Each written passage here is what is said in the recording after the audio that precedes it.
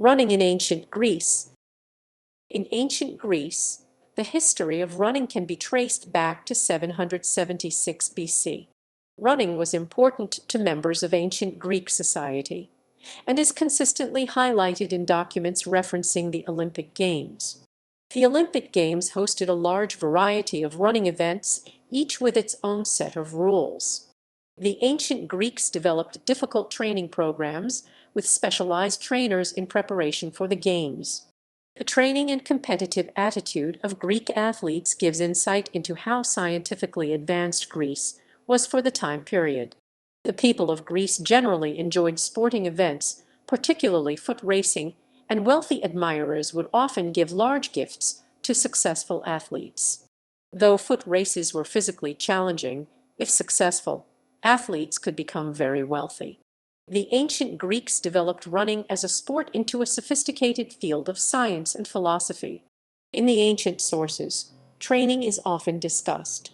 However, details about how the training of runners compared to the training of other types of athletes are not clearly addressed. In ancient Greece, athletes might not have been as specialized as they are today. It is likely that a single athlete would have trained for and competed in many different events, resulting in less distinction being drawn between training for different events. Many philosophers had ideas about how athletes should train, which provides historians with numerous insights. For example, Plato argued that the whole body should be trained to increase strength and speed for running and wrestling. Stefanović et al. 113. The lengths and types of foot races are widely written. Also discussed in a variety of sources is the use of music in athletic training and the diet of athletes. Early Olympic Games. The earliest Olympic Games involved well-trained warriors competing in a variety of events. The warriors did not have any specialized training for the Olympics. Each polis in ancient Greece had its own training program for soldiers, which was the only preparations they had. However, to train for war, the ancient Greeks would exercise the whole body, which is a principle that many later ancient Greek athletes lived by. The first Olympians believed that in order to have a harmonious body, the entire body must be trained, which would result in fierce warriors and strong athletes.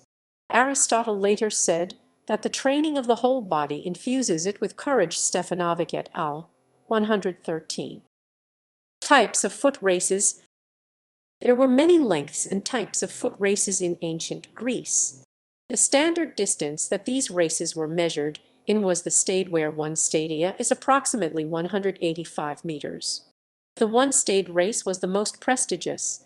The mythical founder of the Olympic Games could allegedly run it in one breath. Other running events included a 2-stade race and the Dolichos, which was a long-distance race that was 20 or 24 stades long, or about 2.5 miles. For races longer than 1 stade, runners would have to turn 180 degrees around a post at each of the two ends of the stadium. Fleislier 106.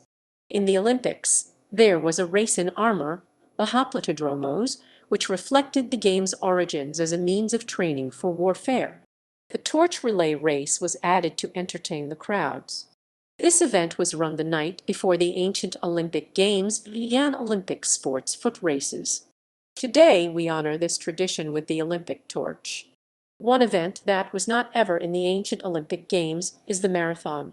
What is called a marathon today gets its name from the 280-mile 451 km distance covered by the runner Phaedippides over the course of 3 to 4 days from Athens to Sparta and then back to Marathon Info. He was sent to gain the help of the Spartans against the attack of the Persian army in Marathon.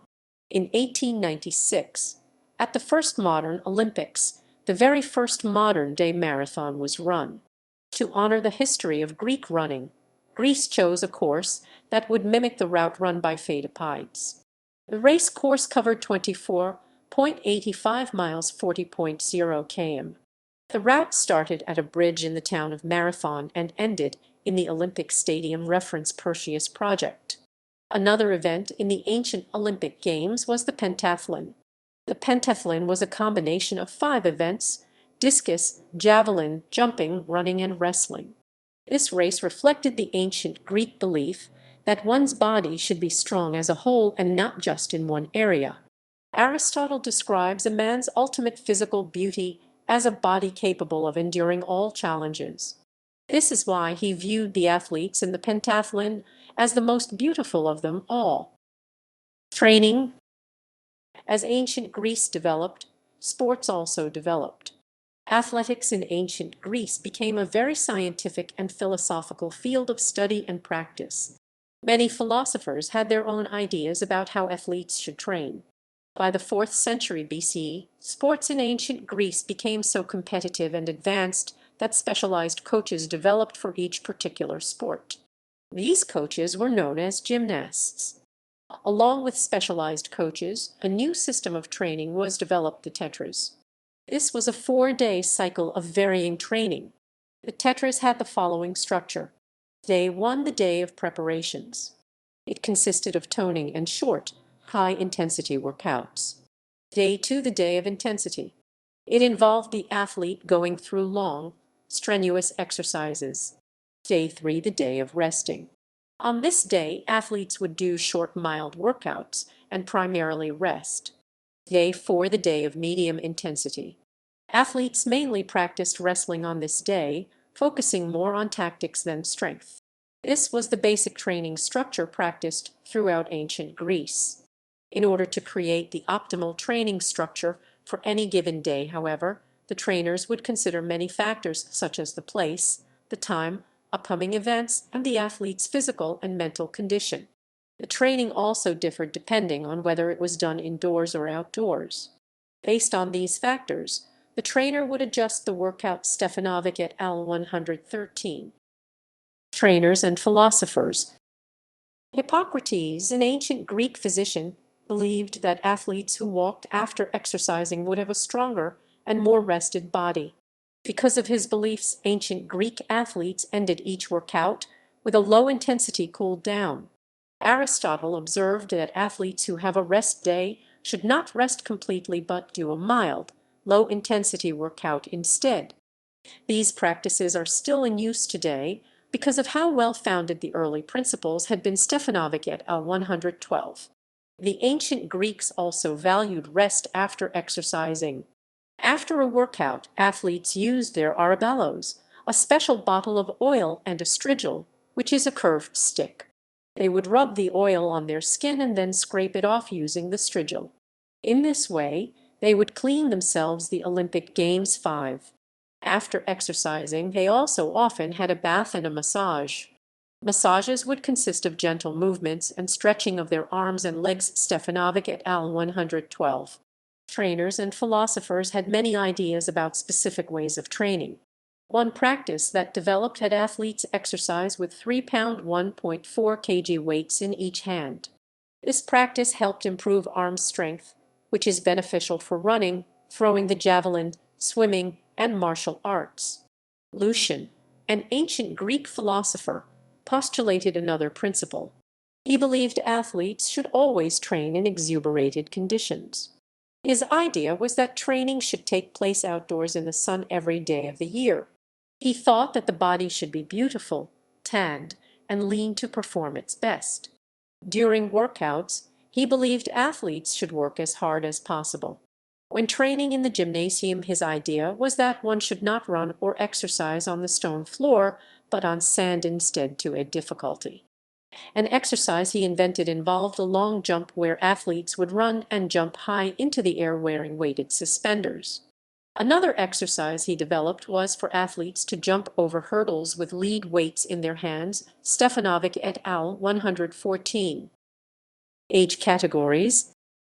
The ancient Greeks divided athletes into 3 age categories, similar to what is done today. Each age category would have its separate set of coaches. The training programs for each age level varied, growing increasingly strenuous the older the athletes were. Certain coaches were selected to scout for young boys who looked particularly strong and fit. These boys would be selected to start training with the young men as soon as they were old enough. Stefanović et al. 113. Diet. Along with developing training programs and stretching exercises, The ancient Greeks also introduced special diets to athletes. Most people in ancient Greece only ate meat during religious festivals. Only the rich could have afforded it on a regular basis, but meat was still just a minor part of their diet. Fruits, vegetables, and grains grew very well in Greece, and were the primary part of everyone's diet up until 5th century BCE. At that time, trainers recognized that meat was key in building muscle. At this same point in history, sports were becoming increasingly popular and athletes were given large gifts by rich admirers. Because of these gifts, athletes were able to afford much meat. Today, scientific advancements allow trainers to prescribe specific diets to athletes, but even in ancient times, without modern scientific knowledge, the Greeks were able to recognize food's beneficial effects on an athlete's diet. Breyer's 12-13. Music. Ancient Greeks believed that training and music should be experienced together because they both pleased man's spirit. Music was used both in training and in competition. Each gymnasium had at least one aulos player. The aulos player's job was to produce rhythmical music in order to help the athletes, particularly when warming up. The athletes were supposed to focus primarily on accurately performing the exercises according to their trainer's advice. However, music was a key part of their warm-up. Stefanović et al. 112. Overtraining. Although many people in ancient Greece liked sports, not all philosophers thought that intense training was good. Aristotle believed that fitness should be a part of children's education, but that overtraining was bad. In ancient Greece, there were four main parts to education: reading, writing, gymnastic exercises, and music. Aristotle thought that an appropriate amount of exercise was a key part of education. However, he recognized how much some athletes overtrained. Aristotle referred to the excessive training that many competitive athletes did as evil. Stefanović et al. 113. Effects of ancient Olympics on the modern world. The ancient Greeks pioneered athletics thousands of years ago with trial and error as their only method for gaining knowledge. With pure reason, men like Hippocrates, Aristotle, and Plato developed such advanced ideas that the modern world has been able to make only some significant advancements.